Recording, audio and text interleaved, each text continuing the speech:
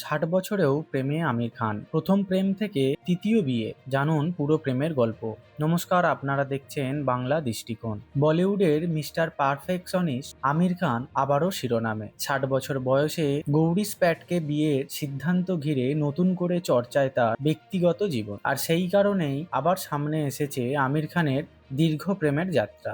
আমিরের প্রথম প্রেম ছিল রীনা দত্তের সঙ্গে। দীর্ঘ সম্পর্কের পর তারা বিয়ে করে এবং তাদের দুই সন্তান জুনায়েদ ও ইরা খান। তবে বহু বছরের দাম্পত্যের পর সেই সম্পর্ক ভেঙে যায়। এরপর লাগান ছবি শুটিং এর সময় পরিচালক কিরণ রাওয়ের সঙ্গে ঘনিষ্ঠতা বাড়ে। 2005 সালে বিয়ে করেন তারা। তাদের ছেলে আজাদ জন্মানোর পরও দীর্ঘ দাম্পত্য টেকেনি। 2021 সালে পারস্পরিক সম্মতিতে বিচ্ছেদের ঘোষণা দেন আমির ও কিরণ। তবে বিচ্ছেদের পরও তারা একসঙ্গে কাজ করছেন এবং বন্ধুত্বপূর্ণ সম্পর্ক বজায় রেখেছেন। এখন আমিরের জীবনে নতুন অধ্যায় গৌরী স্প্যাট। দীর্ঘদিনের পরিচয় থেকে সম্পর্ক, এবার সেই সম্পর্ককে আনুষ্ঠানিক রূপ দিতে চলেছেন তারা। জানা গেছে আগামী 5ই জুলাই খুবই সাধারণভাবে পরিবারের সদস্য ও ঘনিষ্ঠ বন্ধুদের উপস্থিতিতে রেজিস্ট্রি বিয়ে করবেন এই জুটি। প্রথম প্রেম, দ্বিতীয় বিয়ে, দুটি বিচ্ছেদ এবং এবার জীবনের নতুন ইনিংস।